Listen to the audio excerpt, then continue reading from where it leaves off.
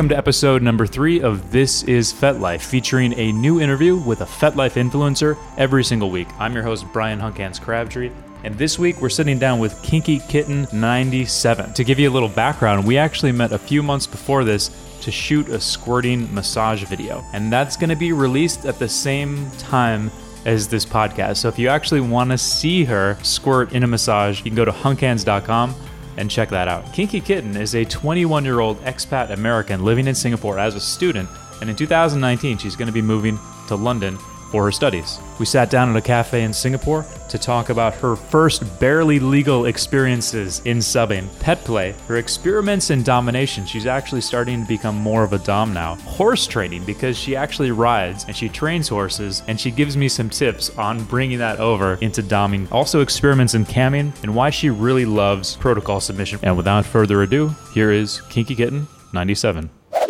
You only have 5 videos on your profile. You have a shit ton of photos, which are all amazing. 5 videos. The first one, I think, or one of them is like you practicing on a dildo. A huge white silicone dildo stuck against like a wall or something. That suction cup is very useful.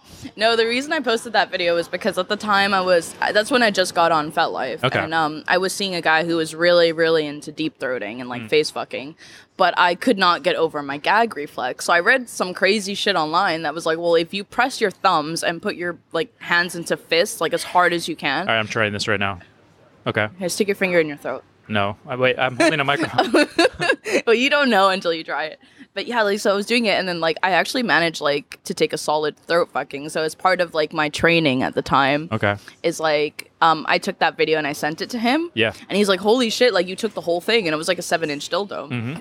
And then I posted, I'm like, that's a cool cool video. I like it. It's kind of distorted. It was kind of shitty quality because I think it was like a Snapchat video. Yeah, it was a Snapchat video. Oh, there you go. It was a Snapchat video. Yeah, it's a certain aesthetic. I like it. Like Lo-fi. the kind of rugged, low budget. Yeah. But yeah, it was fun. It was really fun. Like, that's a really good, like, more girls should do that. Like, why do girls not do that? Well, like, prepare to suck dick. Yeah, practice. It's like, I don't want you practicing on my dick. It's like, I don't want to have to tell you. You don't want to get bitten or some shit like that. It's like no teeth. It's like blowjobs 101. I think, yeah, more girls should do that. It's pretty fun. So the guy suggested it to you? He didn't suggest it. I kind of liked showing off for him. Like, I was training for him, so it was kind of like part of our thing. Gotcha. And he was actually out at like a business dinner when I sent him that. So I wrote him and I'm like, you see, like, I can take it now, no worries. And then like in my pictures, there's actually like a before and after picture of like, it was the same guy with the dick, and it was like the whole dick, me licking it, and then I like swallowed the whole thing. Gotcha. Yeah, it was pretty cool. It was fun. Good days. Good times.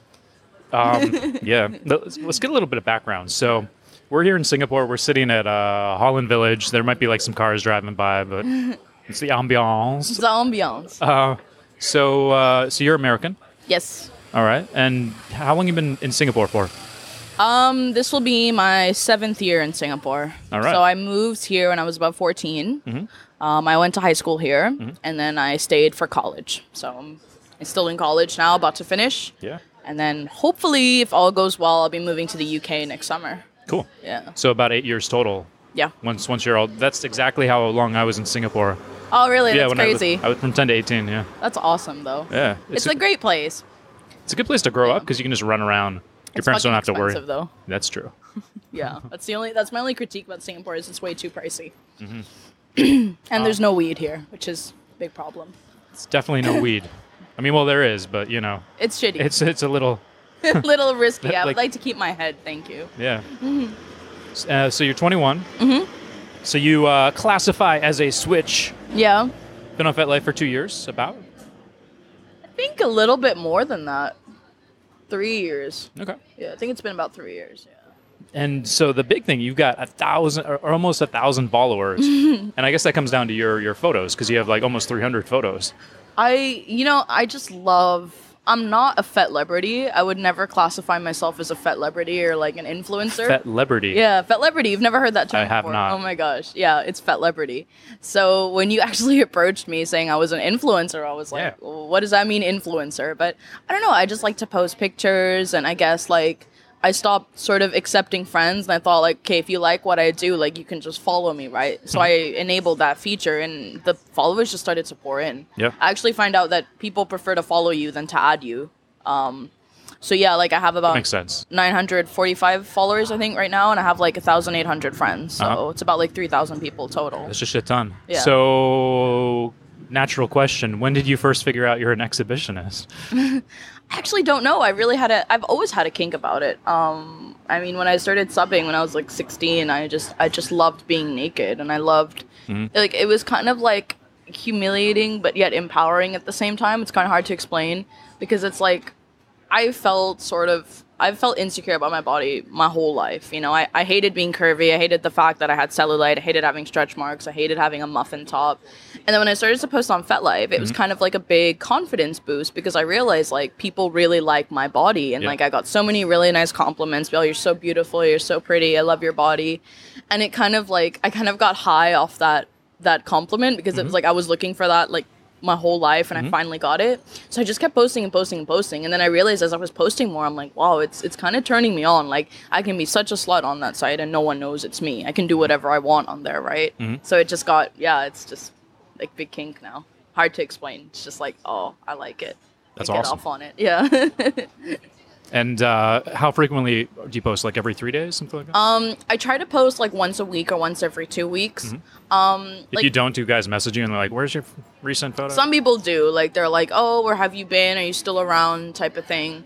And it's like, yeah, I'm still around. Like I check in my profile every day, but I don't necessarily like do anything. I just check to see what's going on because I am in conversation with a few people on there that I do talk to. People like to get mad at me because I don't respond to their messages, but you know, I am picky about who I respond to on there because I get bored very easily. How many messages do you get a day? 4 or 5. Okay, Yeah. that's a lot. Yeah. I mean, it varies on the day. I mean, like sometimes I wake up and I have like over 90 notifications, and then some days it's like just a few. If you're on like the front page, whatever, Kinkin, what's it called? I've never been on Kinky and Popular. Actually, yeah. You probably have. You just have to scroll down because it's like Instagram. It just keeps going. Oh, see, I don't subscribe to FetLife, so I don't see the full. I mean, maybe I should pay for a membership, but yeah. So I do get about 4 or 5 messages a day. Yeah. Cool. But So let's talk about your journey. So 16 years old, you started to sub. yeah. Was here in Singapore. What was that like? Like, how were you in vanilla relationships before that? I was seeing an older man when I was 16 that I met at a party. There's actually a story on it on my Fet. We met at a club. I kind of went through a rough phase when I was younger. I was partying a lot, drinking a lot, you know, getting high a lot. And I basically was at a party and I met this guy and he was older. There was something about him. It's kind of hard to explain. I guess that's where my daddy kink came from. And he just was really nice. And he said to me, well, you know, this is what I do and this is what I like. Would you like to try it? And I remember like freaking out. I was like, you know, what the fuck's kink? Like, what is this? What did he say he liked? He just said he likes submission and dominance and submission, like BDSM. And Did he tell you more about what that meant? Or? Not really. Like, it was just more of like, I like to be the alpha. You know, you're a little girl. I like to sort of put you in your place and that kind of thing. And like, I'd seen porn, but I'd never actually like knew what it was or what it meant. Was 50 Shades out yet? No, I don't think it was out then, actually. Maybe the books were, but not like the movie. Yeah, the movie was definitely not out then. Okay, so you didn't know what he was talking about, really? No, I did not. I just liked porn. Yeah. And it wasn't even like kinky porn, it was just porn. And yeah, like he just introduced me to it. He invited me over. We just like fucked a lot, and he like tying me up and, you know, spanking me, that kind of thing. He liked me calling him daddy as well. That's where that came from. And then we were sort of seeing each other for a while, but then we ended it. It was kind of complicated. He had kids. It was a whole thing. And he just didn't want to be with me anymore. So it kind of dissolved. And then I felt like at that point, like I was starved because it was like up until that point I had all this amazing sex and everything. And I was like, damn, like I miss that. I want that again. Yeah. So then I started like to actively seek out DOMs because I knew what a DOM was at the time. And then that's when I met the Deep Throat guy and a couple other people. How did you actively seek them out? Tinder. So you just put that on your profile or something? Not really. Like I would match with people and then just be like, this is my kink. Like I was on Tinder. I was on Craigslist. What other? I think that was it actually. Craigslist back in the day. Yeah, it's banned now. Yeah. It's banned now. I mean, it was creepy as fuck. I can't believe I actually met some guys on Craigslist, but yeah. Yeah, that's what you do. I've actually had like one or two good experiences on Craigslist. Yeah, I mean, there's some pretty decent people on there, but like 80% of it is fucking full of shit. Yeah, really dodgy. Yeah. So Craigslist, Tinder, trying to find your doms. When did you finally get onto FetLife? My ex, actually, the deep throat guy. So we met off Tinder, and he's like every guy. He wanted a threesome. So I said to him, okay, well, I'm pretty sure Craigslist and Tinder are not the only two ways to meet women, right? And I didn't know that there was like Collar Space and FetLife and all these other sites, kinky sites. So he basically told me about FetLife. And I actually fun fact, the reason I joined FetLife was because we were looking for a unicorn. And I thought I was going to find a unicorn for him and I. And it turns out that I got really addicted to it and I fell in love with it. But yeah, he introduced me to it. He had an account, and then I in turn had an account. He got really jealous because of all the attention I was getting on it. But I was like, sorry, not sorry. Like, what do you expect? Yeah, like it's nice. It's really nice on there. He said an exhibitionist loosed on FetLife. You're like, yeah, not allowed to get kid in a candy jealous. store, right? Yeah. Do you identify as an exhibitionist? I wouldn't say that's my main kink role, but it's definitely like one of my big kinks. Like, I'm not one of those people that likes to be like, okay, this is my role. Like, if you ask me, I'd just be like, oh, I'm a kinkster. Like, I like multiple things. Like, exhibitionism is one. Doming, which is a very new thing to me, is one. Subbing, being a rope bunny, being like an impact play bunny, that kind of thing. So I don't have like one title that I kind of go by. I just sort of do what I like and do it well, and that's it. I think that's good. Yeah. I think people, if they associate too much with their label, they don't explore other stuff. Absolutely. And like, I think one of the labels I would never sort of go by is like the whole master slave thing. Like, I get that. I can see the appeal in it. But for me, it's just the idea of like being like an object to someone. It never appealed to me because it's like, hey, yeah, you can call me a slut, you can call me a whore. That's fine. That turns me on, right? But it's like once you start sort of objectifying me like that and seeing like a slave, you're my property, you do what I tell you. It's like, no, that doesn't work for me. But I read on your profile that you have a fantasy about being, what is it, like collared? Yeah, but that's more in like collared. Okay. That's more in like a pet way. Like, I'd love to be like a pet to someone, like a cat, like a kitten. And then like, actually I did that a little bit with my first dom. We used to do like Petplay days where I used to come and like there were some rules. Like, I wasn't allowed to talk. I could only meow. And you had the tail, right? Yeah. Okay. I had my little tail. I had a little bell on my collar. And he used to give me like food. I used to eat it out of a bowl at his feet. And I really loved that. So that was fun. So I think if I was... How did that make you feel? I don't know. It's like dehumanizing, but like in a really hot way. But from as long as I can remember, I've just loved animal role play. So the fact that there was like a sexual aspect to it just really turned me on. I just really liked that, like, being a pet is like you can be loved, you can still be disciplined and told off, and it's just, I don't know, I really like it. It really appealed to me. Do you talk when you're a pet or no? No. When I used to pet play, I just used to just meow and purr and hiss. Like, that was the rule, was I had to be like an animal.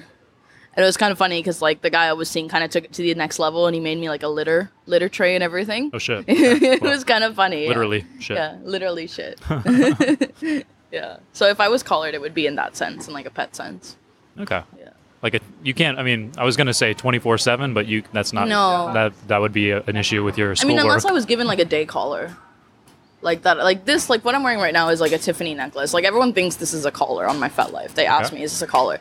But it's actually not. So it's kind of like a chainy link thing and it has a little heart. Yeah, it's really pretty. But my mom got it for me for my 15th birthday, actually. So I'm like really obsessed with it. So I wear it all the time. But a lot of people in my Fet are like, is that your collar? And I'm like, nah, it's not my collar. I'm not actually collared now. Yeah. And like for somebody to collar you, what would you be looking for? I don't know. I guess like there would be a sort of commitment aspect to it. Like, I'd want to sort of be with that person and have a relationship with them, like in and out of kink. Like, I think when you collar someone, it's kind of like putting an engagement ring on them, but like in a different, like in a kinky sexual way. Like a girlfriend ring? Yeah, like a promise ring type of thing. It's like a promise collar. Like, oh, you belong to me. I look after you. I love you. That type of thing. Like, I just think it would be like kind of a fuzzy feeling, like to know like you belong to someone, right? And someone's looking out for you. For sure. I saw in the books that you were reading, The Ethical Slut. Was that? Yeah. Did you actually read that one? Yeah, that's actually really interesting. So I sort of have issues with polyamory in the sense I'm not really sure if I'm polyamorous, but it's like the idea of having, because I'm bi, right? The idea of having a girlfriend and a guy is like fucking appealing to me. Like, I love that because it's best of both worlds, right? But there was a point like last year, I think, where I started to unicorn with a couple of couples. And there was basically this one couple where the girl had like major jealousy issues, and I went over to their place for a threesome, and basically she got really jealous and she wouldn't let the guy touch me or do anything, and it was a whole thing. But I remember after meeting them, I thought like, like I'd love to learn about polyamory, and I heard about this book, The Ethical Slut, is like one of the best books for it. So it talks about like how do you compartmentalize your emotions and deal with different people and like try not to get too attached, because one of my issues is I get very attached to people. And it's kind of, there's a controversy that I believe in where a lot of people are like, oh, I dom, but no emotion, no drama, no this. And to me, it's like, that doesn't appeal to me, because it's like, kink is very emotional for me. Like, it draws a lot of very intimate emotions. And it's like, if you're just gonna fuck like a robot, I'm not interested. Like, if you expect me to just open my heart to you very intimately, getting very subby, very spacey, for you to just be like, oh yeah, no emotions, I can't do that. Mm-hmm. So learning about The Ethical Slut kind of taught me like, I can have emotions, but you have to learn like when there's a limit, like when it's getting too much, and like overcoming jealousy and that kind of thing. It's a really interesting book. Like, I really recommend everyone to read it, because it's very interesting. What sort of relationship configuration are you mostly looking for now? Or like, are you looking for something that would be sort of like a lasting configuration, or are you just sort of in a phase right now? Or I don't really know. I mean, I get asked that question a lot in a vanilla and kink sense. I recently got out of a relationship with someone who I really loved, and I think if things would have worked out, I would have been with him long term. But we didn't, because he left. He went to study in Canada, so we split up, unfortunately. But when was this? This was a couple months ago, pretty recent. Okay. So the thing is, it's kind of like, yeah, I would like sort of a more stable boyfriend, like in and out of kink. But at the same time, it's like, I'm not going to actively look for one. Like, if it happens, it happens. So kind of, I guess, my relationship configuration now is friends with benefits, but it's like more on the friend side. Like, I just like hanging out with people, and if we have like a sexual chemistry, like, that's awesome. Like, for instance, this girl I'm seeing, it's the same. She has a boyfriend, but we hang out as friends and we fuck. Like, it's perfect, because I don't know if I really want the emotional intensity of a relationship right now. Like, I just want to have a good time and, not take shit so seriously. Yeah, like in The Ethical Slut, they talk about like primaries, secondaries, and tertiaries. So right now, like, you just I don't even have anyone. like a couple secondaries. Yeah, probably. Like I think, my girl would probably be a secondary. She's not a primary for sure, because she's not in love with me. Yeah. I think primaries, you have to really be in love with them, and they have to be like your main sort of emotional support. Yeah, it's like you invest a lot. Yeah, but no, I don't have a primary right now, just like a secondary. I have a couple tertiaries, like my subs I see. They're very tertiary, because we don't kiss, nothing intimate. It's just, that sounds very tertiary, yeah. It's like, come over, let me fuck your ass, that's it. Okay, bye. Yeah. So I don't really have anyone like that right now. No one's serious.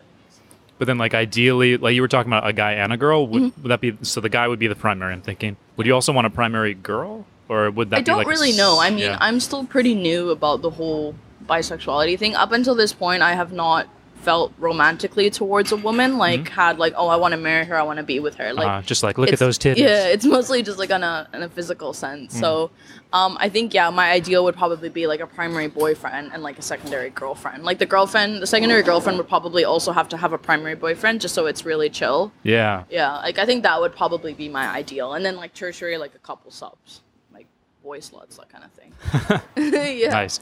All right, so let's talk about you going from, so you started as a little baby girl. Yes. I'm like, yes, sir. And then you switched to like doming some now. So how were you convinced to dom for the first time? It's actually kind of a really silly reason. Basically, I mean, DDLG is still my number one kink. Wait, DDLG. Daddy dom, okay. Get with the program. I'm a bit of a newbie at this shit. Okay.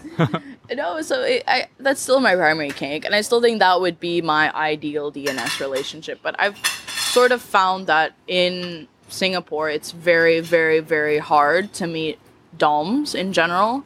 I mean, there's tons of fucking wannabes here, but no one like legit, right? I think my whole time here, I've only met one or two decent doms.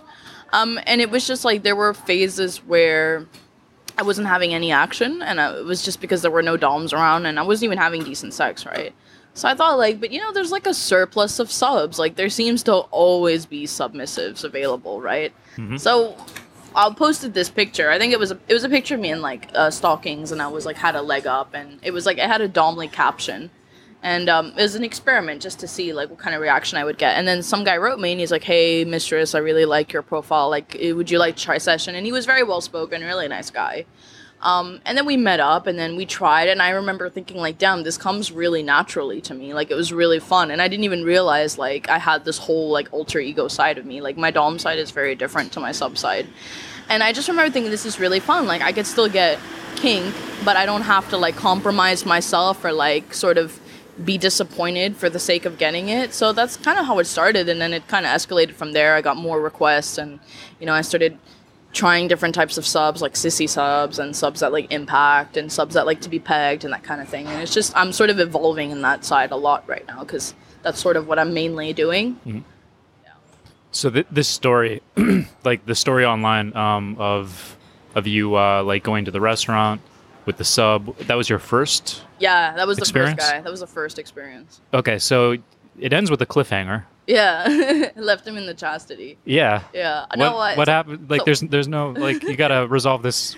No, basically, what happened? Basically, what I did was like, I left him in that chastity overnight, and then I think 1 or 2 days later, I went back and I had to unlock him. 1 or 2, it doesn't matter. Doesn't matter. I mean, 1 or 2. My ex, who was a proper boyfriend, but he was also my sub. I kept him in chastity for a week. Wow. Yeah, and so like, if you get hard when you're in that, does it hurt? Yeah, I mean, Damn. you're not meant to be hard in a chastity, right? Like, that's the whole point. Damn. But it was really funny because he introduced me to keyholding, which is when you sort of lock up a guy and they give you the key. So you have like control of the key. Right. I mean, obviously the sub still keeps a key for safety or whatever, but the idea is the dom has it.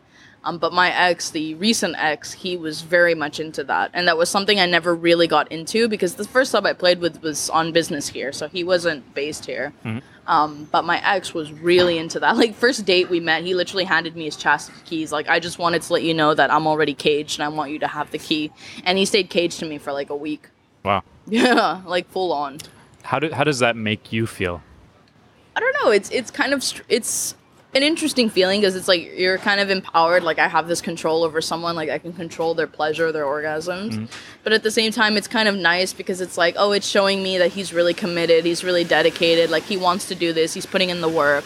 So it's kind of like, it's just a nice feeling. Like, and he got off on it so much. Like, sometimes I think even more than me. So, I mean, it was always fun for him to... Like, he's not technically getting off on... Like, how does that work? It's like, as soon as you He's not physically cage. Getting off on it. He's mentally getting off on it. Yeah. Put it that way. So, like, as soon... like, is it an orgasm thing where, like, as soon as you take off the cage, it's like, bam?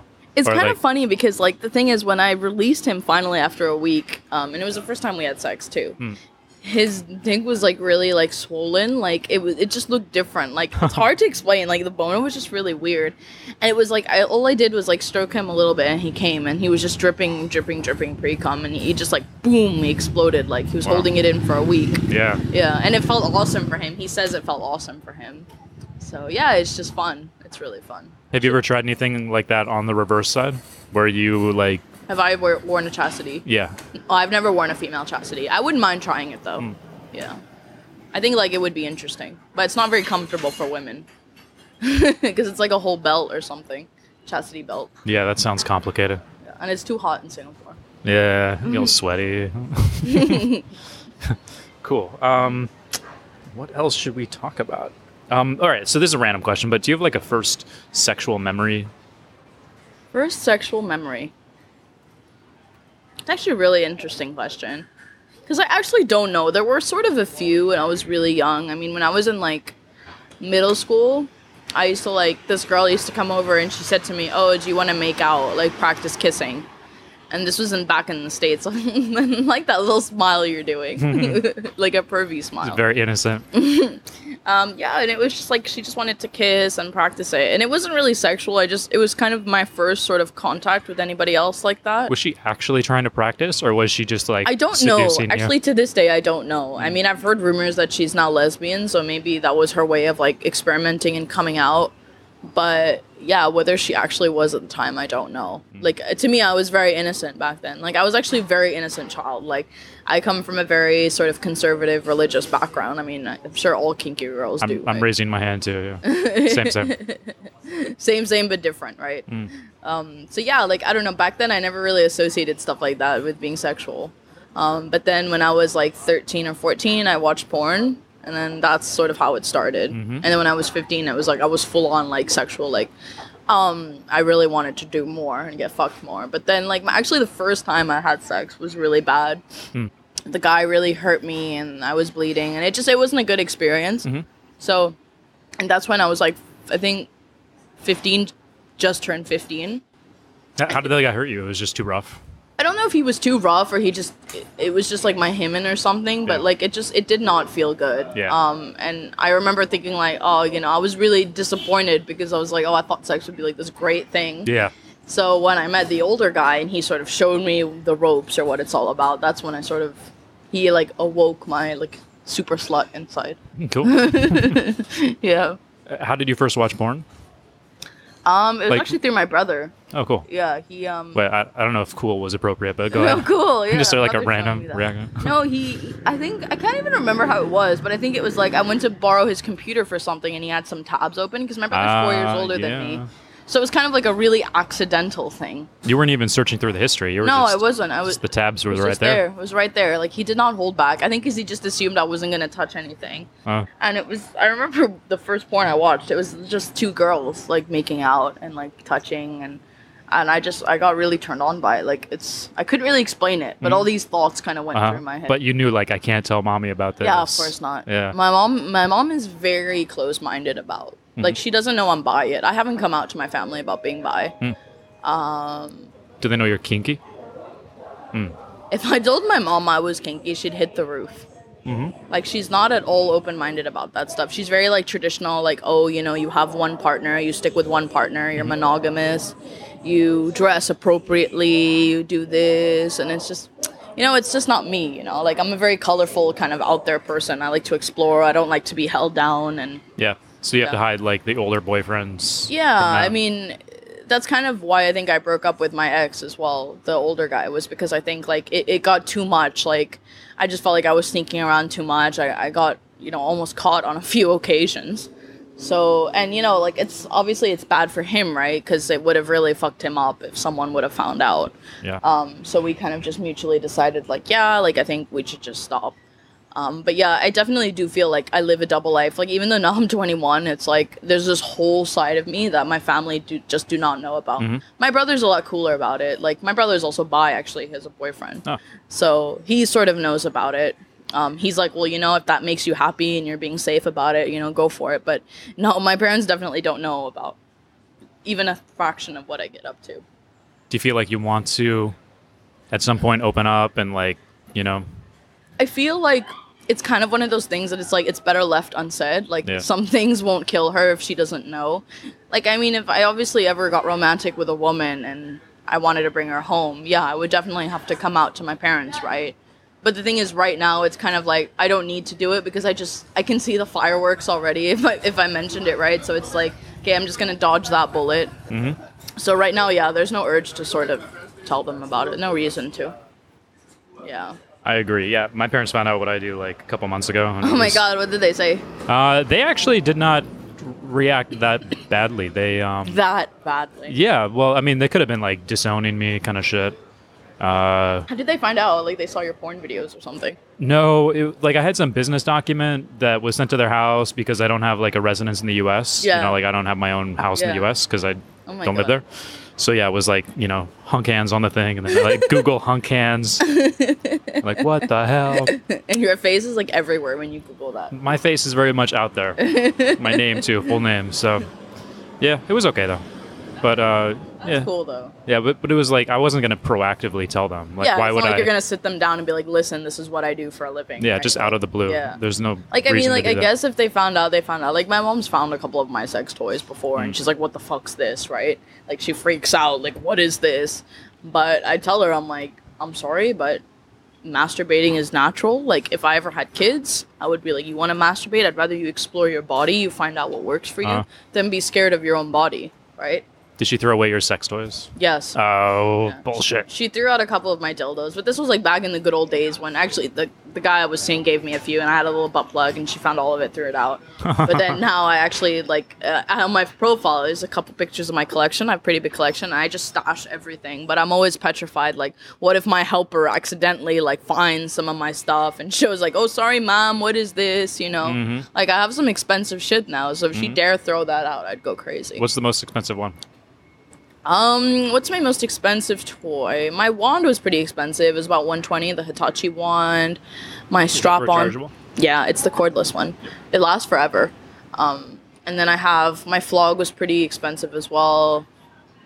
I buy a lot of stuff off Etsy. Etsy is really good stuff, and a lot of that is sort of customized. Like my strap-on was $150 US. Huh.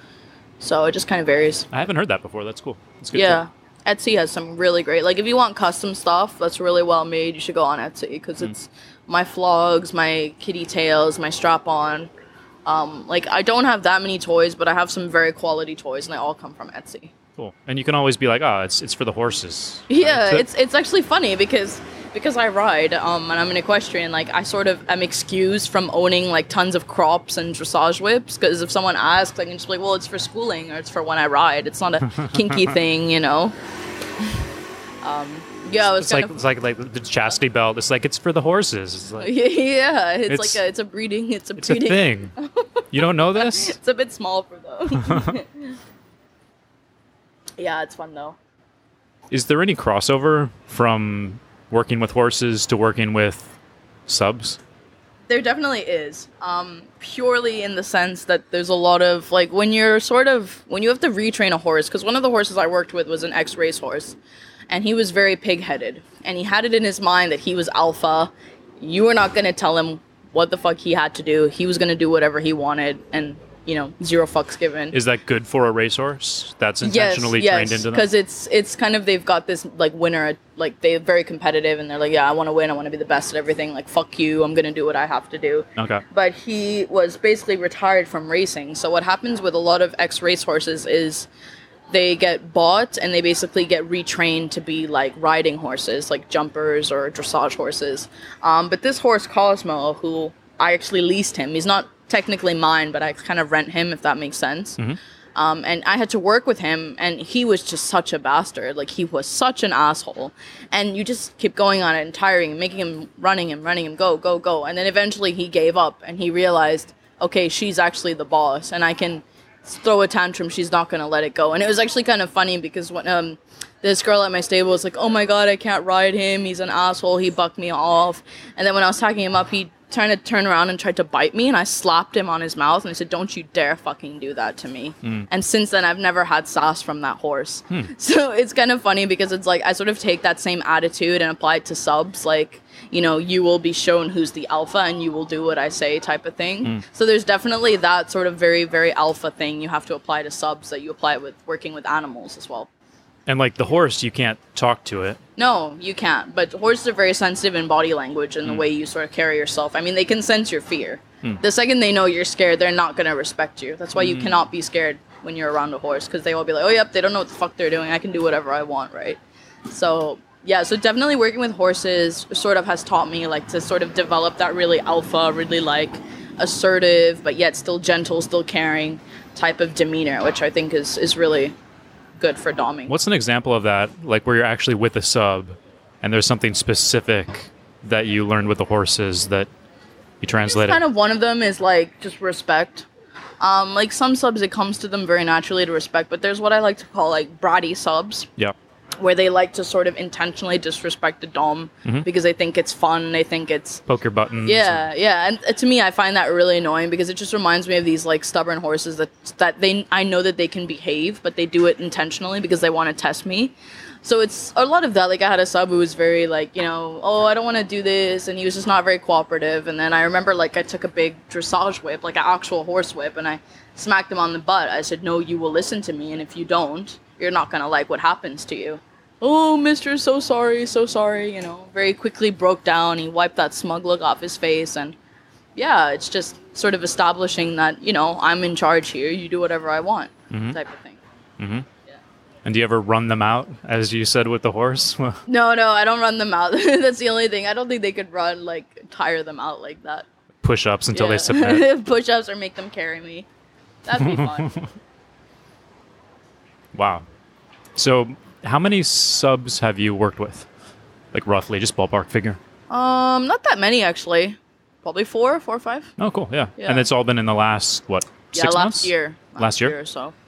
The problem with a lot of the subs I've met is the thing is with my subs is the relationship with them is very different to a sub, and like when I sub to a dom, because I make it very clear as a dom that this is a casual thing, we're friends, you know, you're never gonna fuck me, you're never gonna kiss me, like most we do is cuddle, and the most you'll get to do is eat me out. Okay. So there's very much that sort of casual sort of relationship there. Like, my subs are actually more my friends than playmates. It's like, we're friends, but they come over and they like doing this shit. Okay, awesome. But, yeah, I haven't worked with too many. But all the subs I've worked with have been really awesome, really experienced guys. It's kind of a reverse thing because I'm the new dom and they're experienced subs, so they kind of teach me. Like, one of the recent subs I had was a Singaporean guy, and he was just awesome. Like, he was very experienced, he had so many toys, and he loved impact play. So he kind of helped me, like, perfect my flogging and, you know, my paddling and that kind of thing. So, yeah, it's still a work in progress. I mean, like I said, I recently got out of a relationship, so I'm not actively looking to sort of find anybody else right now. Okay. You know. Why no sex with the subs?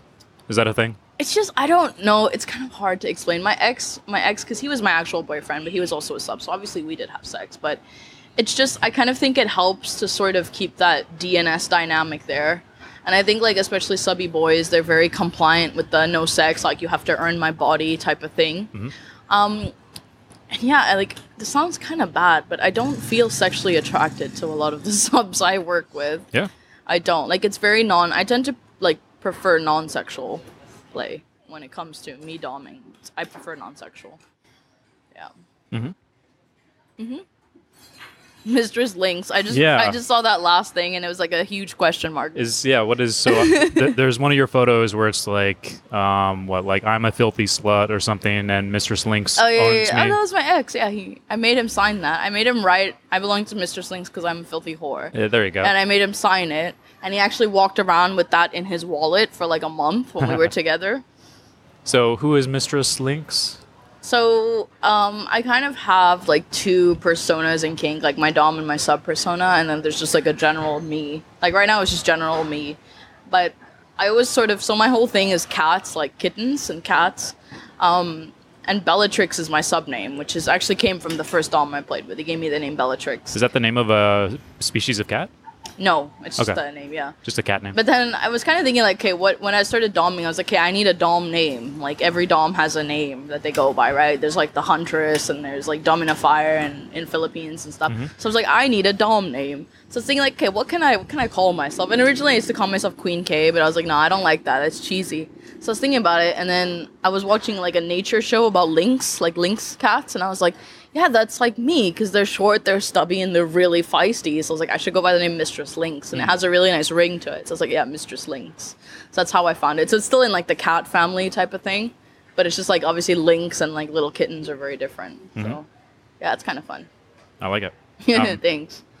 Have you been to sex parties before? Yes, I have. Well, not really sex parties, like kink parties. I've never been to, like, full-on orgies or swinger parties. Right. Yeah. I don't know if I'd be fully comfortable in orgies or swinger parties. I used to go to a lot of kink events here in Singapore. But, okay, no hate here to anyone who's listening to this in the Singapore scene, but I just found it really boring after a while. And I think, like, some of the people that go just take it way too seriously. And I don't know, it was all right, but it was always the same people going, and it was always, like, the same type of thing, and it's not like you meet new people, and it just didn't really do it for me, you know? And at the time, like, I was single as well, so I used to go as a single girl. And you can imagine, like, you get pretty much eaten alive when you do that type of stuff, right?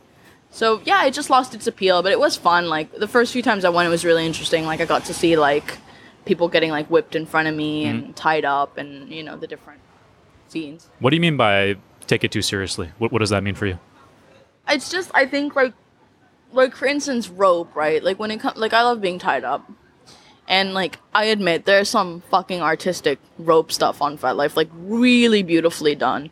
And I think some of, like, the rope guys here, it's just, they focus too much on, like, oh, I need to make this rope pretty, and it needs to look this way, and it has to be tied this way, and, oh, no, you can't do it this way, it has to be done like this. Like, I don't know if that's maybe, like, a Singaporean thing, but, and it's just, like, it's not about the tie being pretty. Yeah. It's like, if we're doing a scene and I want to tie you up, who the fuck cares if it looks ugly, right? Like, as you're long probably as blindfolded anyway. Yeah, if it has a desired effect, like, who cares? And, like, when I was working with T, he's a rigger that I worked with, it's a lot of pictures of some of his stuff on my profile, and he was very much like a great big American guy, a really nice guy, like a giant teddy bear, and he used to tie me up, and it was just like magic, right? Like, it was so different because he used to really set the scene up. He was really good at, like, manhandling me and, like, throwing me around, and so I was like, I love rope. And then when I started going to the parties here, a lot of the rope guys were like, I'm not going to tie you because you're too curvy. Oh. Yeah. Yeah, they're like, you're too curvy. Never tied a curvy girl. So I remember telling one of them, like, how do you call yourself a rigger if you only work with one particular type of bunny? Like, you're not a rigger. Yeah. If that's the case.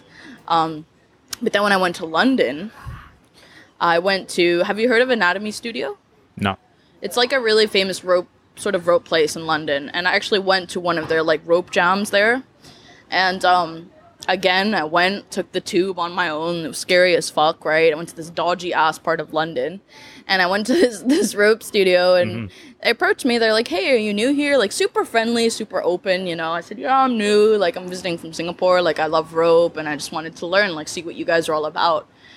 And turns out this guy was one of the instructors of, like, the whole sort of workshop, and he said to me, he's like, "I really like your body." He's like, "How would you like to be suspended? Have you been suspended before?" I said, "No, never tried." And within like 10 minutes of being at that place, I was suspended naked in front of like 30 people.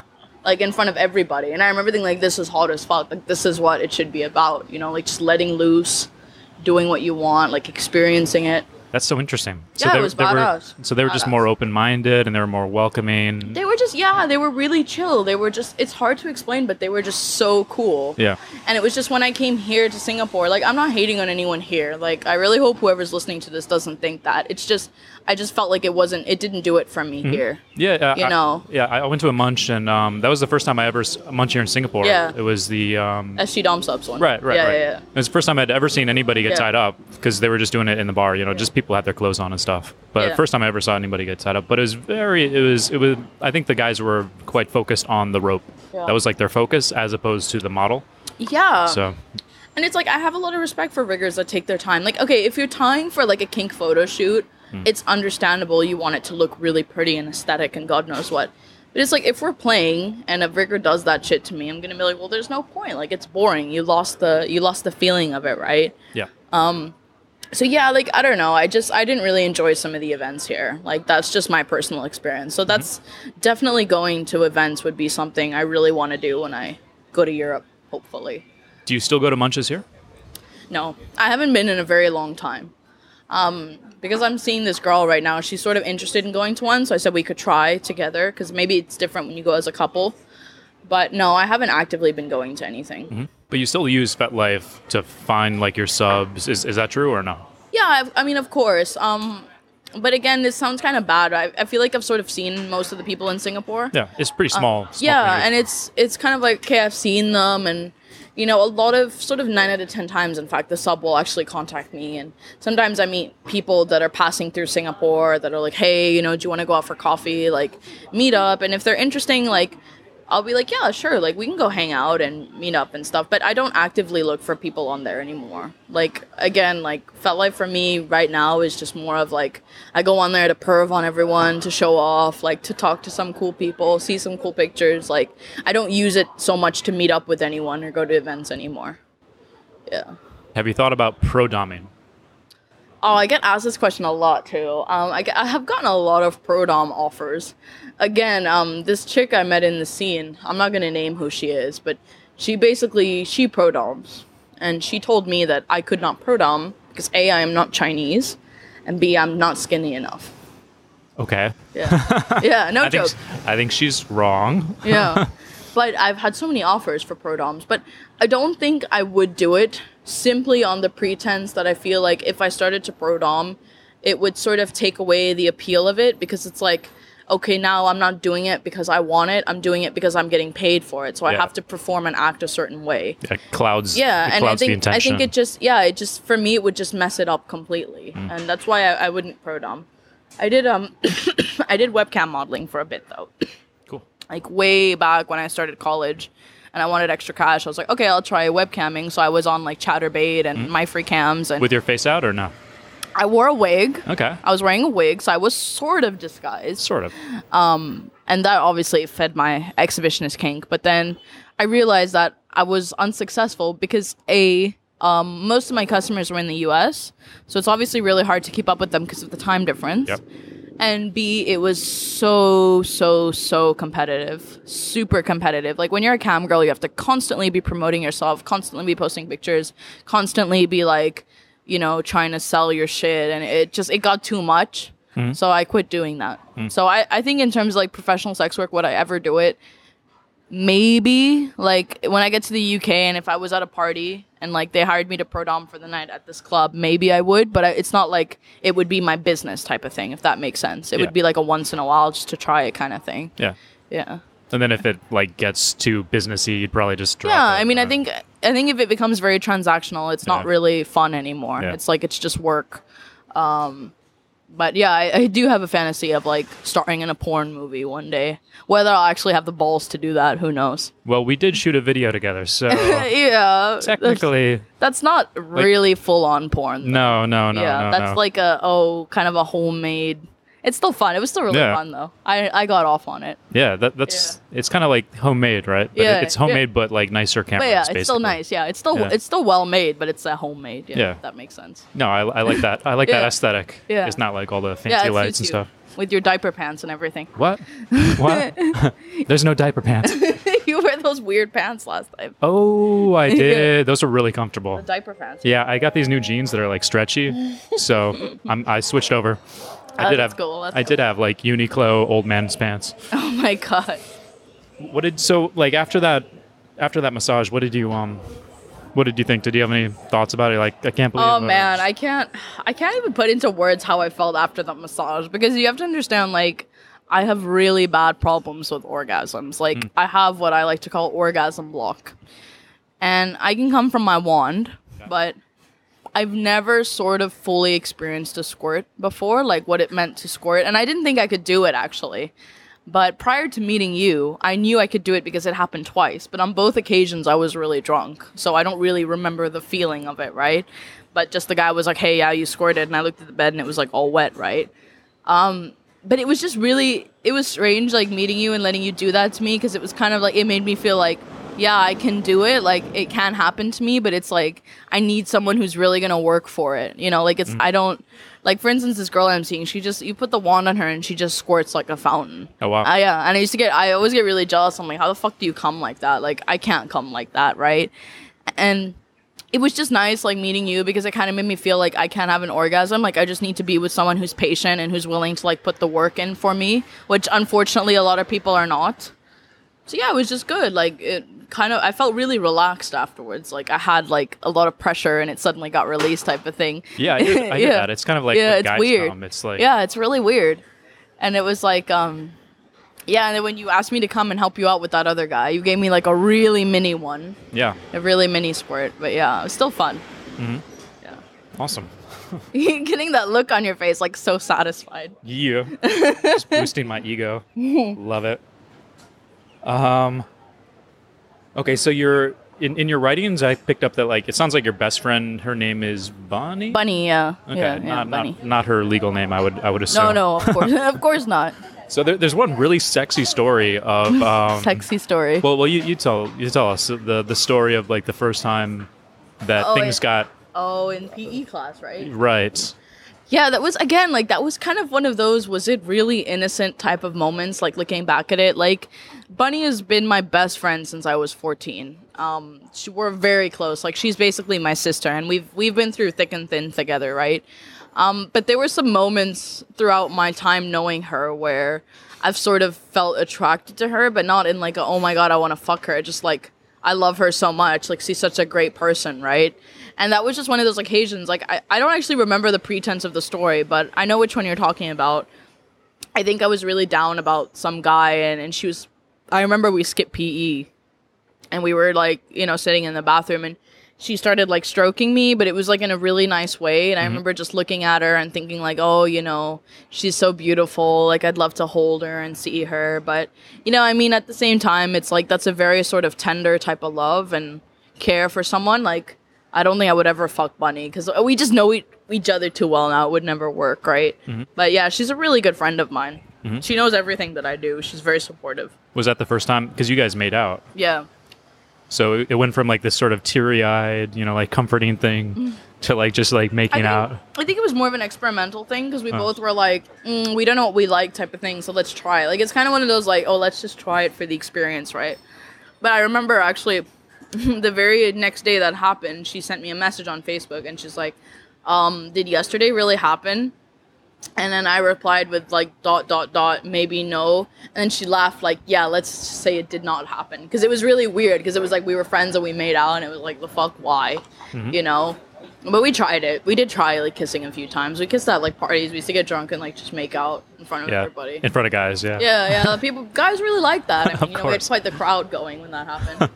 That's such a thing. Like, there's, like, I listen to some, like, podcasts where they talk about, like, attraction studies, things about sexuality, like recent research. And there was this one paper where they were talking about, like, types of bisexuality in girls. And like, one category that they had was, like, social. It was like, basically, like, go to a bar, get drunk, and, like, make out with your friend to turn on the guy. Yeah. With Bunny, it was like that. With Bunny, it was exactly like that. We used to do that for each other all the time. Or, like, if a guy was being creepy, we'd just be like, okay, let's be lesbian and make out. Yeah, and there were, like, two types of guys. Either guys would, like, fuck off and be respectful, or they'd get really excited. Usually they get excited. Yeah. She's a really good person, though. Yeah, so we have done that on occasion. So I definitely think she's, like, a socially bi girl, but she's not actually bi. Now you are bi-bi. Yeah. Bi-bi. Bi-bi. Super bi. Yeah, super bi. So you have a girlfriend now who has the boyfriend? Yes, so she's in a primary relationship with a guy. But she sees me as, like, I wouldn't consider her, like, a lover, but it's like, we're friends with benefits, right? I mean, like, we go out, we drink together, we have a good time, we go back and we fuck afterwards, and, like, it's perfect. For me, that's perfect. It's an ideal situation. And so you guys met up yesterday? We met up last night, yeah. Last night. It was her birthday last week, so she wanted to go eat Din Tai Fung and go eat, like, soup dumplings, which are fucking good, by the way. Yeah. And then... Xiao Long Bao. Yeah, Xiao Long Bao. Shout out to the Xiao Long Bao. Shout out to them in this podcast. We actually didn't end up doing anything last night because she was on her period, so we couldn't. Oh. Yeah. Well, I mean, so what happened? She could still service me, I guess, but I wasn't waxed at the time, and I kind of have this thing where if I'm not waxed, I get kind of conscious about it. Gotcha. I'm clean now, so maybe we'll see. As of, like, 30 minutes ago? As of, like, 30 minutes. Just got waxed. Freshly waxed. Freshly waxed. Watch out on the FetLife. on the FetLife. That freshly waxed pussy's coming out to you guys soon. So, like, when you guys meet up, I'm just curious, because, like, you know... You tried to get the both of us in your massage. Yeah. And that kind of failed, because she's not into meeting any guys right now. Oh, God, that would be so good. But like, when you meet up with a girl, what's it like? Do you guys go to a motel, or, like, no, is it pajama party? It's pajama. I don't know. What kind of movies do you watch? I don't know. I'm just an idiot. No, it's like, it's kind of different, right? Cause, okay, so she's only a year older than me, so she could pass for, like, an actual friend, like, no questions asked. So actually, all the times we've hooked up, I just bring her back to my house. Like, my mom just thinks, like, oh, it's a friend, no big deal. Oh. So we hook up in bed. It does kind of suck, because my mom likes to sort of barge in whenever she feels necessary, so we had to, like, lock the door. So we'll hear her, like, trying to come in, and they'll be like, oh, fuck, and then we just have to get dressed really quickly. But it's very nice with her because, like, we can go out to bars and, like, guys will hit on us and buy us drinks, but it's like we don't actually do anything. Like, we're just together. It's fun. Like, we went to, like, have you been to Morton's at Mandarin Oriental, the martini bar? I know where it is, but I haven't been there. It's so good. You have to go there. On like, happy hour, you get free flow steak sandwiches, and, like, what? The martinis are like $15. Nice. Yeah, really good. Yeah. So our first date was actually there, and I remember we were sitting at the bar, and then these two guys started talking to us, and it turns out that they were like multi-millionaires, right? And they literally just bought us like rounds and rounds and rounds and rounds of drinks. But they were really respectful because we told them, we're like, sorry, we're lesbian, like we don't want anything, but if you want to hang out with us and buy us a drink, you can. So it's fun because we get to go out and do that, and we're not jealous. Like if a guy hits on her, she doesn't get jealous, and vice versa. So it's just fun to go out with her, and then we just go back to my house, like we hook up, you know, she goes home, no problem. Mom doesn't ask any questions. It's really chill. Yeah, that seems really ideal. Yeah, it's perfect. It's actually perfect. Like it really works with her. Yeah. Have you ever thought about having like a serious romantic relationship with a girl? I mean, it sounds like you have thought about it, but it's like that primary I relationship. don't know if my emotional capacity will sort of let me, because I've never felt emotions for a girl. Like whether it's definitely out, I don't know, but I've never sort of had the chance to try if it's for me, if that makes sense. So, but I definitely don't think I could be with a girl really long term relationship wise, because it's like, yeah, I like fucking girls and I like girls' bodies and everything, but being with them is a different thing. Like being in a relationship with a woman is very different. Do you like femme girls or butch girls? No, I like very feminine girls. Okay. I don't like butch girls. Like I've never seen a butch I've thought is really pretty, because to me they just look like guys, right? And it's like, well, what's the point?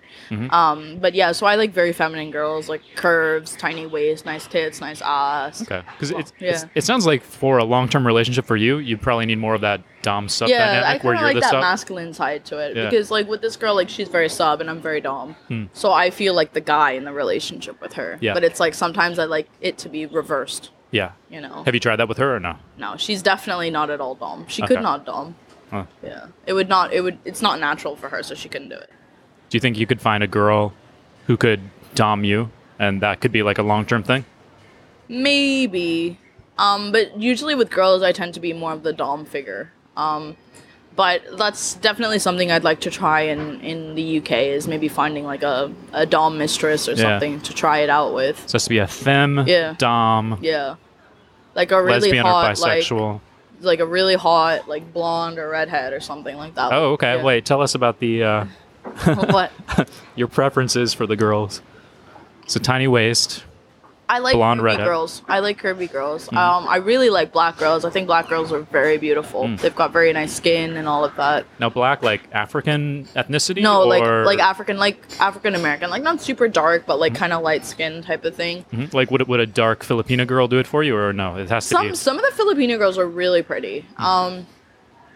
Yeah, but the problem I find with a lot of Asian chicks is just they're too skinny for me. Like, I think their body type, for me, it doesn't... And okay, this sounds really superficial and assholey, but the thing is, for me, when it comes to girls, it's like, I'm all about the body. Yeah. And the looks, like, if I'm just gonna fuck you, it's about that. I'm sorry. You're such a dude. Yeah, so, yeah, I like very curvy girls. Like, I actually hooked up with a really cute Filipina girl when I was in Phuket last year. She was really pretty. She had really nice boobs and stuff.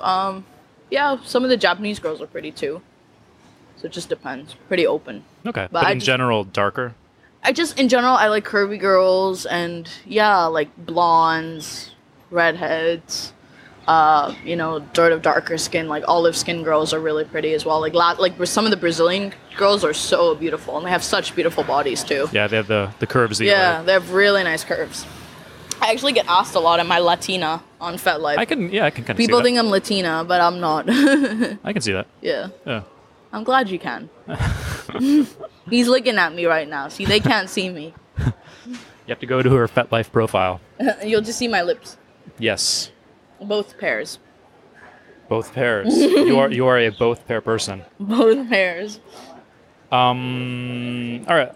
So I saw something on your profile about protocol submissive. I don't know what that means. Please tell me and give me an example of a protocol.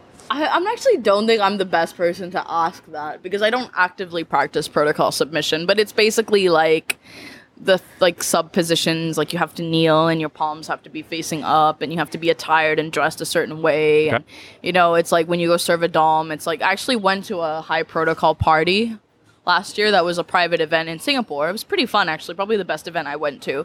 So it was like all the subs were sort of like slaves or whatever. And the doms were the doms, right? So we all met up, and it was the whole idea was like a dinner party. You watch kink.com, right? I actually have never been on kink.com. Are you serious, yeah. Brian? Oh my god. Oh my lord. I know, I'm coming at this from a newbie perspective. That's terrible. You have to watch King Dom. It's like the best shit ever. Anyways, there's a site on there called The Upper Floor. And if you ever watch The Upper Floor, it's basically like a dinner party where the subs serve the doms, but there's like all kinds of games that go on while that happens, right? So I went to this, so it was like we had to be attired like collar, cuffs, hair has to be up, like no bra, black stockings with a garter belt. It was like you had to wear a uniform, right? Yeah. And it was kind of fun because it was like we all had to serve, like we all had individual roles. Like some of the subs would serve food, and like I was making drinks, like that was my job because I bartend. So I had to, serve drinks and, but like during the party there's like inspection and you get spanked if your uniform is not like up to standard. And it was kind of fun. So it's that kind of thing, like very like strict, like discipline, like this is our sort of protocol and this is our rules and you will follow it type of thing. Yeah. I talked to somebody in Manila who they travel around, but it was a sub dom relationship, and Queen Cobra. I don't know if you've heard of her. She's I've met her. Yeah. Yeah. Okay. Yeah. Great. Yeah. Like so for her sub when so she's really into cigars, and then whenever she smokes a cigar with her sub has to present it to her.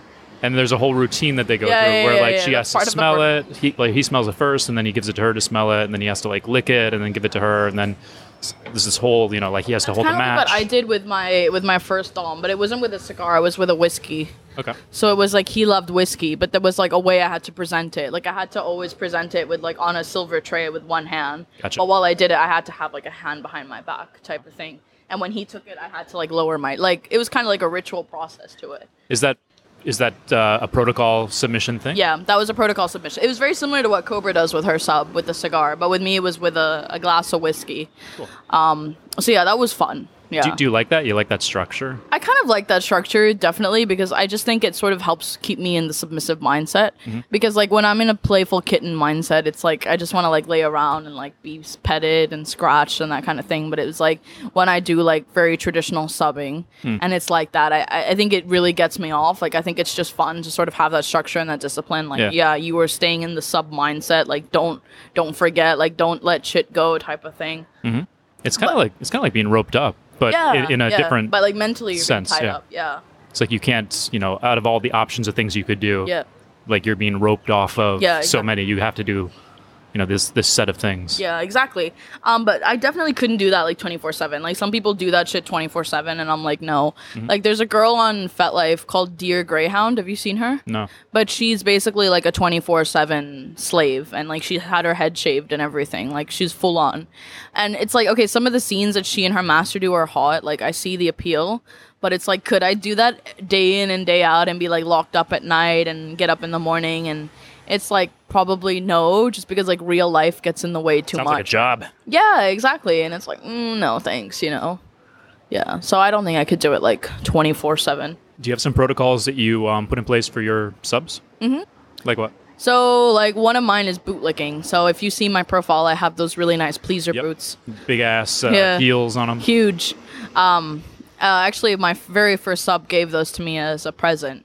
He bought those for me because I've always loved those hooker shoes. Like I think they're so badass, right? I wouldn't call them hooker shoes. Those are very dom. The ones I have are very dom shoes. Yeah. Do you have like studs on them? No, they're buckles. They're all buckles. They're a fucking pain in the ass to put on, though.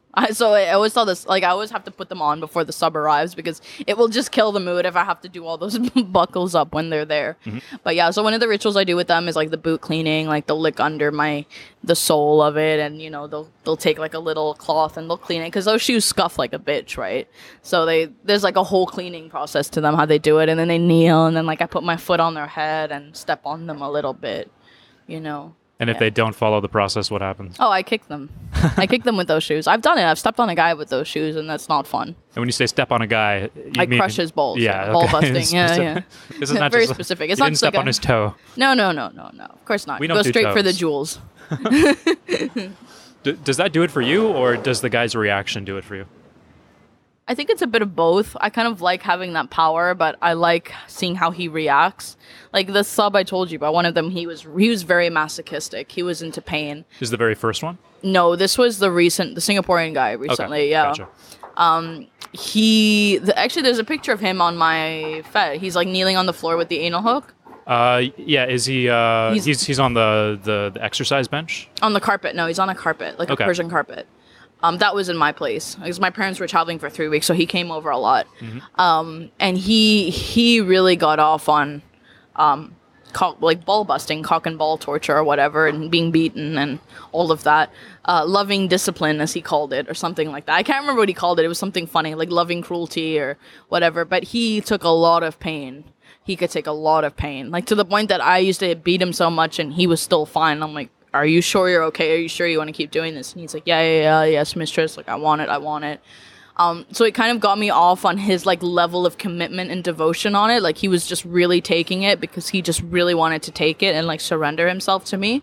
So to me, that really turned me on. I was like, wow, like he can really, it wasn't so much like a sexual turn me on in the sense like, well, that's awesome that he does that. Like it makes me feel good as a dom that he would take that level of pain for me type of thing. What's the most pain that you give like to this guy? Was it like a cane or something, or what's the most intense? The most I did with him was I did a bit of paddling.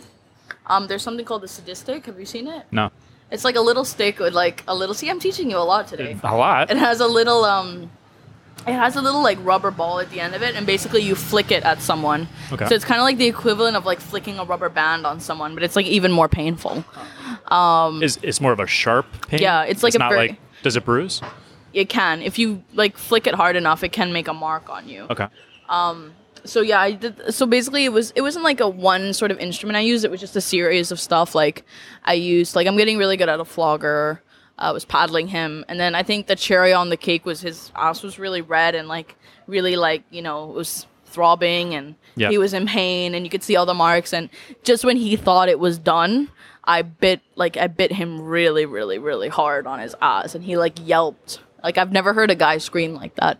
He yelped, and I was like, okay, you're done now. You can go. When he yelped, how did you feel? It's kind of weird. I kind of liked it. Like I think I definitely do have a bit of a sadistic thing going, but I would not call it my whole dom sort of mindset. It's not like I'm a sadist, I will hurt you. Like some doms are like that. Yeah, like some people I think they inflict pain and they get wet. Like when you bit him and like he yelps, did you get wet? Yeah, that really turned me on. Like physically, like you got wet? Yeah. Huh. What I did was, what really turned me on was, what we did in the same night was, he had one of those like violet wands, like those electric things, and I actually set it to the highest sort of voltage. So he was laying down, he had his hands tied, and then I was sitting on his face, but like obviously through my underwear. So my pussy wasn't actually touching his face. It was gotcha. So I was like suffocating him, and while he was sort of suffocating, I put this like electricity on all over his dick. So he was like shaking, but he was like, he couldn't move because he's this like tiny Chinese guy, right? Like he was like trying to get out, but because I'm huge, I was like sitting on him and stopping him from doing that. And that really turned me on. Like I got really, really wet doing that. And when Yeah, go ahead. And when I got up, I was like, oh my God. And I looked at his face and there was just like wet everywhere. And he was like, oh yeah, you got really turned on doing it. And I was like, yeah, I did. Do you ever come during a session? You're like, this is too hot. I just need to come. Not yet. Okay. Not yet. So like in that case, like, you're super wet. And then you're just like, okay, I need to be the dom. No, what I do, well, if a sub gets me that wet, like I feel like he deserves a bit of a reward because it does take me a long time to get like that crazy when I dom especially. Yeah. So when I got like that, I was like, oh fuck, like just come and eat my pussy. Like I just need to like calm down from that a little bit. So he did. So it was more like it wasn't like he was eating me out, like he wanted me to come. It was just like a service thing, like, oh, I'm servicing you, mistress type of thing. Mm-hmm. You use my mouth how you want. Mm-hmm. So yeah, that's fun. Nice. All right, another question. Okay. This is a random one. Oh, God, okay. Okay, if safety and consent were not an issue, what's one scene you would love to try? So many options with this question. I think my biggest one probably be an abduction play scene. Mm-hmm. But it would have to be like... Okay, so one of my hottest fantasies is I would love to be gangbanged. Like, that's a huge thing for me. And not like planned on the calendar. No. So that's the whole fantasy, like gangbangers. Right? Yeah. Gangbangers gangbanging you. It's like I'm like walking home one night and, I get picked up and like basically thrown behind a van and taken to some like weird ass place and just basically fucked like really hard in every hole. Mm-hmm. And then just dumped back on the street like it was nothing. Mm-hmm. Like, I think if it was unplanned and I was like abducted and just forced to do that, oh shit, that would turn me on so much. Like, I get really like excited thinking about it. I can tell. Yeah, but that would probably be my like ideal scene. How many guys would ideally 5. be? Oh, you have that number just right. 3 holes, 2 hands. Come on. Oh, so they would force you to use your hands. How would they force you to use your hands? Jerking them off. But how would they force you? They would make me do it. How? Tie me up. Okay. But I like, would do it. If I got in the mood, I would do it. okay. Yeah. But like, how would how would they make you do it well? You know, be like, don't bite. You know, use your hands properly. How would they make you? How would they? They make would you? like, I don't know, slap me or like like spank me around, throw me around. Mhm. You know. Threaten you. Yeah. Yeah. Exactly. That's hot. That's really hot. I love that. So how are you going to make this happen? I don't know. You know, I've tried a few times to get even just a basic threesome with 2 guys, and it's actually a lot harder than you would think. Actually, I came very close in the UK, and I actually had 2 guys in the hotel room with me, and of course, like, I was literally dripping. Like, I was so turned on. And one of the guys was the bull. Actually, was actually a ex-porn star, so he fucked like a literal machine. He was insane. But right before we did anything, the second guy had to leave because his girlfriend called him and was like, "Oh, come home." So it kind of Oh, come on. I couldn't think up an excuse for like 20 minutes. I know. I was so mad. But this porn guy came through for me, and this was actually my most recent visit to the UK, and he said to me, he's like, "Hey, like, I know so many guys, like, if you really want this done, like, I can do it for you, no problem." So without thinking, I said to him, I'm like, "Yeah, bring a black friend next time. Like, bring some guy with like a huge horse cock." And he was like, "Okay, no problem. Next time you're in UK, just let me know. I'll hook you up." So. Nice. What's the biggest cock you've tried? 9-inch. That's pretty and thick. Very thick. It was a black guy in the US when I went home. How'd that work? It was very painful, but it was painful in a good way. It's kind of one of those weird things where it's like it's so big it hurts, but it turns you on because it's big and it's hurting you. Yeah. But yeah, like, I was actually surprised at how well I was able to take him because I'm naturally quite tight. Like, it's not easy. Like, I'm not one of those chicks that could be like fisted, for instance, because it would never happen for me. I'm too small. So when this guy sort of went in there, it was like, oh shit, you know. But then this is happening. Yeah, this is happening. Oh my gosh, what do I do? But I was kind of high, right? So it was just like I kind of got into it, and yeah, it was really hot. Like, made my pussy gape a little bit afterwards. It was fun. It's really good. But not many black guys in Singapore though. So yeah, let's talk about Singapore. So dating in Singapore, white girl in Singapore, like don't get me started on this one. Oh, we are definitely. I'm getting you started on this. Don't get me started on this. 100%. I think I'll get a lot of hate for what I have to say on this.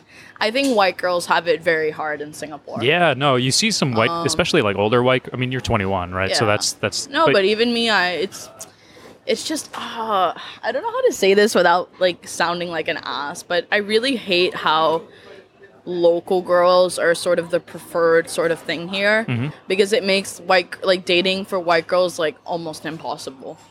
You know, it's very hard. And the thing is, like, when I moved out here, like, I had a big complex about my body because by Singapore standards, I'm deemed very overweight, right? Okay. And I'm not. Like, whereas in the States and Europe, I'm like normal, right? I'm just average.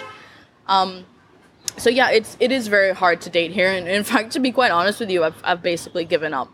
Just because I feel like it's just too disappointing, it's too annoying, like, it's constantly let down. Like, guys are fucking scumbags out here. The expat guys, they come out here for a couple of years, they just want to fuck and have fun, they don't care, they just do whatever the hell they want, and they're just slime balls, you know? But what about the Asian guys? Because I think for, like, the Asian guys, the white girl is, like, the trophy wife. Mean, it's like, oh, it's just, the white girl. I mean, I have a lot of Asian friends, like, but it's just... the culture and the compatibility is just not there.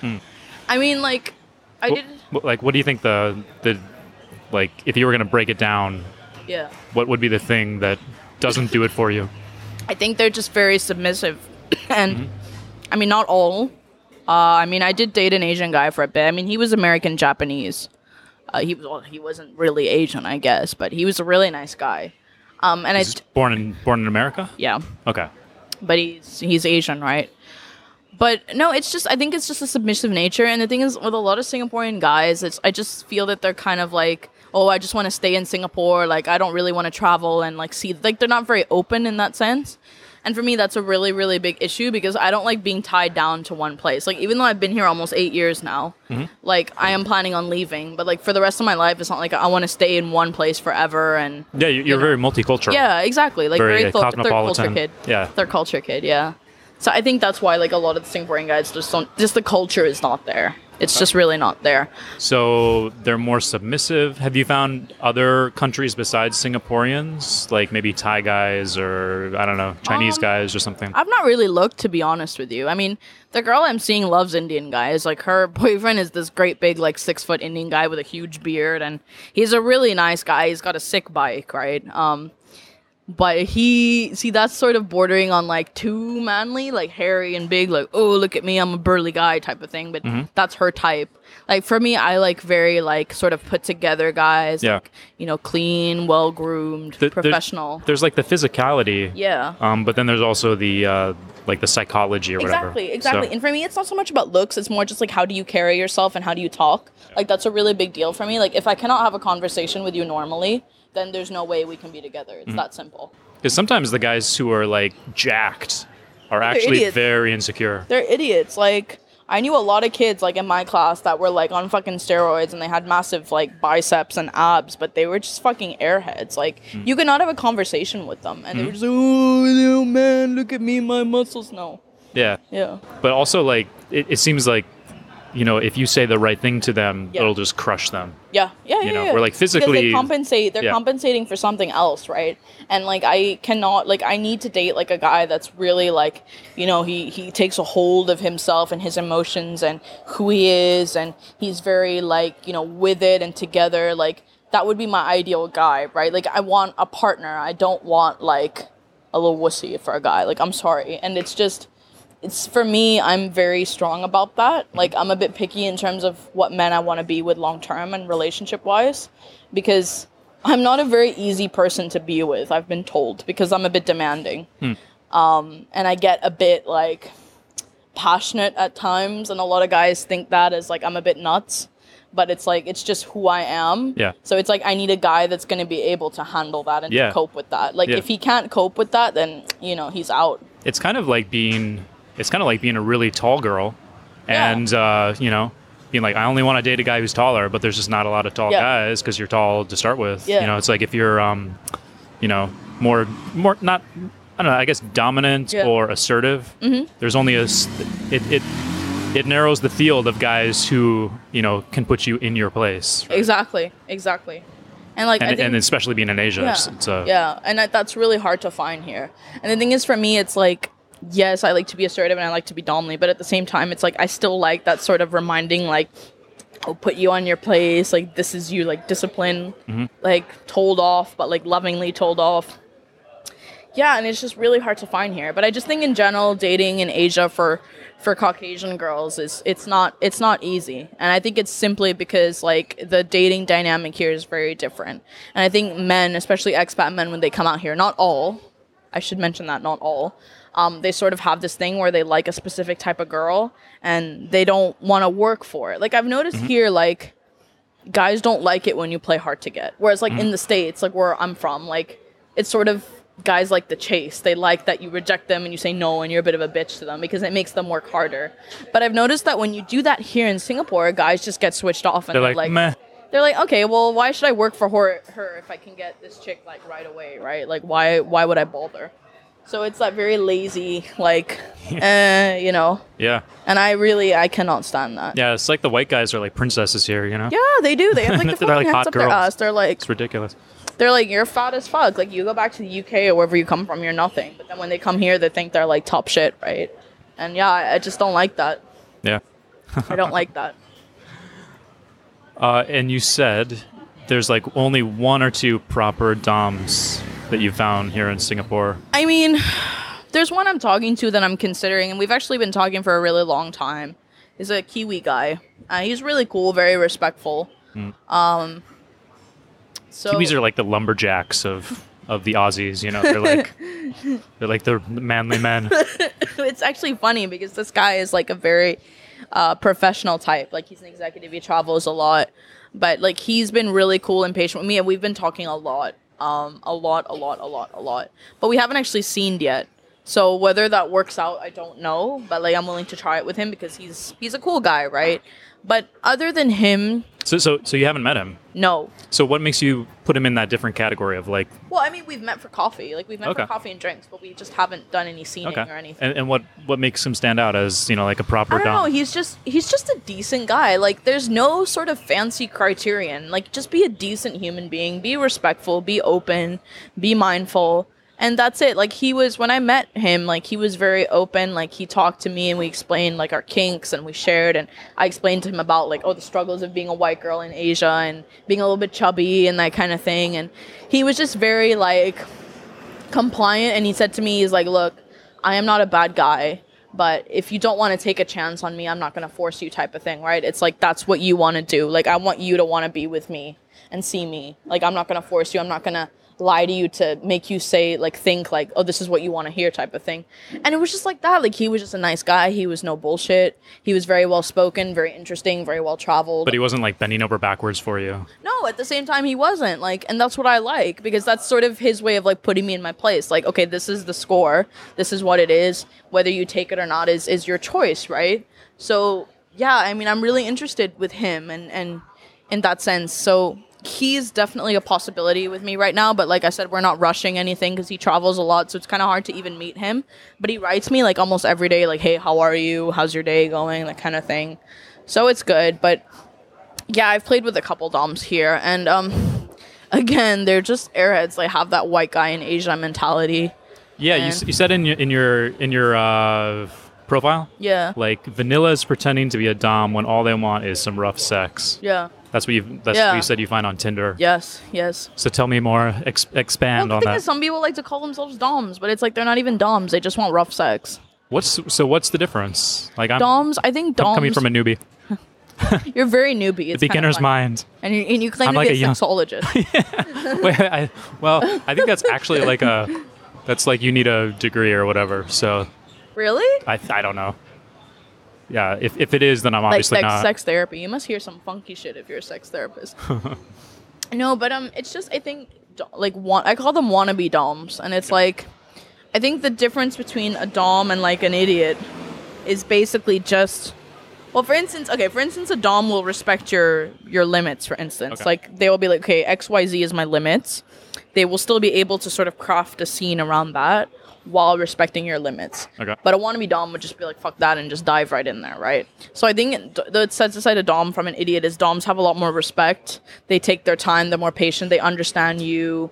They want to have a relationship like outside of sex, like whether it's going out for coffee or drinks. Like, I don't get people that just hook up like that. Like, I could never do that because I like to have a relationship with the people I see.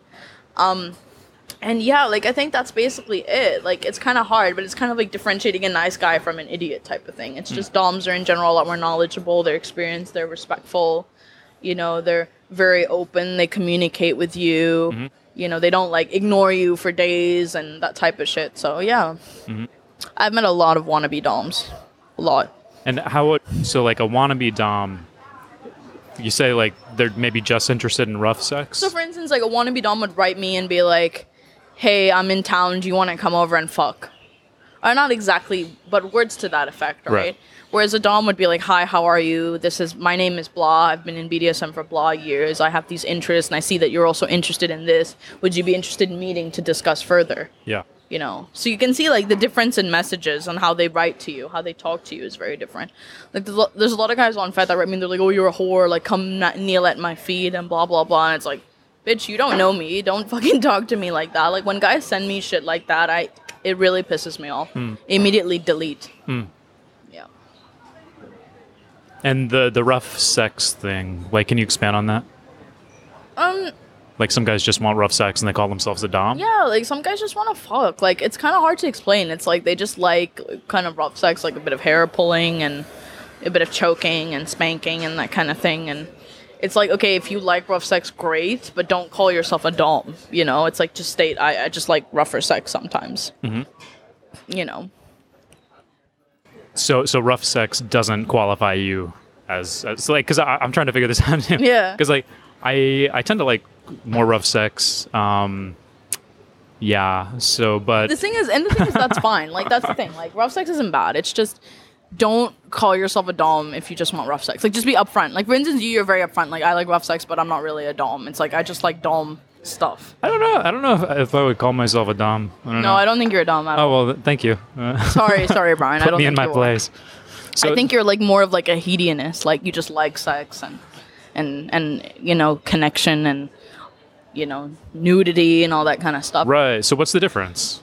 I don't know. I think it's just for you, it's more like an artsy thing. Like, it's more of like a sensation. Whereas with dom, it's like, it's very mentally focused. And it's like, this is the mindset, blah, blah, blah. Like, DNS, like, contrary to what people think, there's actually a lot of there's a big mental aspect involved to it. Because you do have to be dedicated. You do have to be in the right mindset. Where it's like, if you're a hedonist, it's like, you can just meet up, have a connection, fuck, and that's it. It's amazing, you know? But it's like with DNS, it's like there has to be that sort of mindset there. There has to be that. Has to be a certain way. Yeah, exactly. Yeah. And I think that's the biggest difference. Yeah. Like, this girl, like, I'm seeing, I think she's very hedonist as well. But she has a very subby side to her. Like, she's not so much into the mental aspect type of thing. She just likes being told what to do and controlled. Yeah. Like, for me, like, I know I have that side. Yeah. But I think it's very repressed. Yeah. So I don't even know I don't even know how much of it is there to begin with. Yeah. And then how much of what's there is repressed. So I'm trying to figure that out. I think you definitely have to explore more to learn that. Yeah. I think you have to put yourself in different situations, meet different people, try different things. And only then will you be able to tell, like, oh, this is what I like. And even for me now, like, I don't have it all figured out. I mean, like, this bi thing, I have no idea. I don't know what I want in terms of relationships. And I just feel like every partner I meet brings something different to the table and just shows me new experiences. Like, my ex was into sissification. And prior to meeting him, I didn't even think that was a kink for me. Was into what?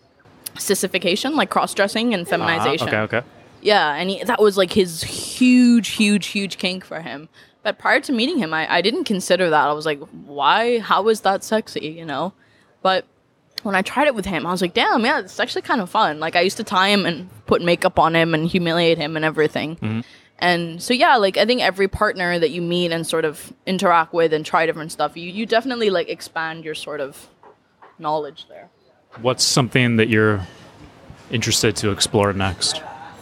I don't know, man. Like, I definitely would love to do more rope. I think rope is something... Receiving or... Receiving. Yeah. I mean, I wouldn't mind learning some ties, but I don't think I would get really into tying just because it's not that big a deal for me. Like, I don't want to be like one of those aesthetically pleasing riggers. Yeah. Like, I tie part of the functional. scene. Yeah, very functional. But, like, I would love to do more bottoming, yeah, for sure. I'd like to try more needle play. Like, I love needles, and I think doing more needle play would be really interesting for me. That was something I had written down to talk about, but I'm scared to talk about. Why? Because it just gives me shivers and like needles. Why? I don't know. I love piercing. Like, I'm addicted to piercings. There was actually a phase where I wanted to get like more pussy piercings, but then I realized like being an equestrian and it's probably not very functional. A lot of rubbing going on. Yeah, it's very painful. I mean, actually, the one I have right now is not too bad because it's still sort of up, so it doesn't like rub. Yeah, it's like a clit hood it's a piercing. Clit hood. Yeah, vertical clitoral hood. Yeah. Yeah. So needles, more rope receiving. Yeah, I mean, I wouldn't mind how to learn how to pierce though as well. I just think needles are very like they're very sensational thing. Like they're very trippy because you get a really big adrenaline rush from them. So again, like I think I mentioned earlier, impact is not very sexual for me. It's just more of like a release of emotion and feeling. And I just kind of like testing my body, and I like testing how like my body sort of gives in and surrenders type of thing. And I just think I really love that. Like for instance, I met Princess Ami, who's, I mean, I don't know who's listening to this if they've heard of her, but basically her whole thing is she canes people, but it's a very like judicial type of caning. It's not like sexual. There's no like pleasure involved. Like she just likes doing this, and she likes doing it for people. And I actually admire her a lot because she does not charge for what she does, even though she could very easily make money off of doing this. She does not, because she's like, I love it, so why should I charge people for doing something I love? I saw the pictures. Yeah. It was 24 days ago, I think. Oh my god, look at you memorizing. I know, I'm such a geek. But I saw the pictures of the caning on your ass, and I was like, holy shit. So I looked her up, and like, she's very, very good at what she does. Seems very specific. Yeah, like she actually gave me a little bit of a lesson, but it's actually a lot harder than it looks because she's got a whole technique, and the way she positions herself and the way she swings, it's a whole technique. But I actually took the toss, which is like a leather strap, I did 6 of those, and then I did 8 cane marks. And then some people did all the way up to 30 cane marks. Wow. Yeah. How long did it take to heal? So, funny story. I mark very easily. It's funny, my ex-dom used to call me a peach because I bruise very easily. And he liked that about me because I gave really nice marks. So because those cane marks were kind of deep in my skin, like the bruise took about 2 weeks to heal. Damn. Yeah, they took a very long time to heal because it was like a very deep bruise. But it was funny because I go for regular massages because I have really, really bad shoulders and neck. And I remember thinking like, fuck, my shoulders hurt so bad, but I can't go because I have this shit on my ass. Like the massage auntie's gonna be like, what happened to you? And I'm like, oh my God. That's a good Singaporean accent. I can do a very good Singaporean accent. You have no idea. Yeah, well, I just got a taste of it. Yeah. So I was like, okay, yeah, no, auntie, sorry. So I held it in. So I can finally go like this afternoon maybe. You think you're finally yeah, it's all gone now. Yeah, it's all gone. 3 weeks later. 3 weeks later, it's finally gone. Was that the most intense impact you've had? No, that was definitely not the most. The most intense I ever did was a single tail whip. That's a very intense feeling. How many lashes? 40 lashes. Holy shit. Yeah. There's actually a picture of it it was at a party. I had like something like 20 cane marks and then I had a bunch of whiplash marks on my back. I didn't see that one. Oh, you should look at that one. When was it? It was last year. You have to go. It's like me sort of kneeling on a chair, and if you look at my ass, it's all caned, but it was like freshly caned, but you can already see the bruise forming. Okay. And then on my like upper back, there's all the cane. I mean, not the cane, the whip marks. Where was that? That was here? Yeah, that was at the protocol party, I think. Oh, if I'm shit. not wrong. Yeah. All right. That was a really intense impact session I did. It was very, very intense. I mean, it was awesome because I felt like I was high afterwards. Like the adrenaline was crazy, but that was probably one of the more intense ones I've done. All right. Well, we're kind of wrapping up here, but you brought up something. So What? subspace versus top space. What do you like better? Oh, that's tough, man. It's like asking between apples and oranges. They're very different. Subspace for me is very trippy. It's very like a release of emotion and a release of feeling. Like I get like spacey and my eyes are like, woo, you know? But the dom space is more like you can't really space out when you're doming because obviously it's like responsibility. Yeah, you're responsible for the sub, right? So dom space is more just like asserting your dominance and being sort of like in control and dom and like, oh, look at me, I'm kind of like this alpha bitch type of thing. But when I'm subby and in that space, it's like I'm very sort of vulnerable and I like for me like I blank out a lot.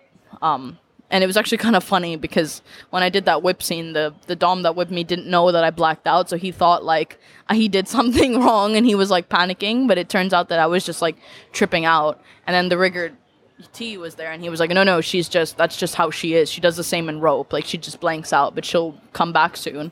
And yeah, it was just really weird and it was really trippy. But I haven't experienced that in a while. Like when I went to see Princess Ami, it was not like that because it was not so much of a scene because it was very like judicial, like, oh, pull up your dress and take some cane strokes and that's it. But yeah, they're very different. I'm still exploring both of them. Like it's sort of something I want to do. Subspace is definitely very interesting for me though. It provokes a lot of emotion. Yeah. It's like spacing out. Does it take a lot of aftercare afterwards for you to come back to Earth? Yeah. Because I get cold very easily afterwards and I shake and I need a lot of like time to sort of come down from that. Yeah. You know. What's good aftercare for you? Receiving? I like lots of cuddles. I like, being wrapped in like a blanket, having a drink, having a smoke. I'm a very, very cuddly person. Mm-hmm. I love to hug. I love to kiss. I love public affection. So that's kind of like my ideal aftercare is I like lots of cuddles and back scratches and that kind of thing. Yeah. Nice. All right. So people, if they want to find you and they want to see all these deep throating videos and 300 photos. So it's kinky_kitten 97. Yes. 97 is my birth year. Yeah. Okay. Yeah. You were waiting for that. Well, it says my age on there. So yeah, 97 is my birth year. Awesome. Yeah. Cool. Well, thank you for having me here. Awesome. Thank you so much for talking. Oh, the truck. Okay. We'll end on the truck. Thanks for listening, and I want to thank my sponsors. I'm just kidding, I don't have any sponsors. I'm just doing this to connect with people in kink because I'm pretty vanilla and I want to figure out what all this kinky shit's about. If that resonates with you, join me on the journey and subscribe so you get all the next episodes. And you can also join in on the conversation by going to FetLife.com, finding my profile, Hunk Hands, like a hunky guy, and hands with an S, Hunk Hands. And on my profile, you're going to see a journal entry with the show notes, and that's where you can comment, you can tag friends, you can like, and you can interact. So if you haven't already done it and you want to follow the show, hit that subscribe button and get all the next episodes. And thanks to I Hate This Place for the show music. See you next week.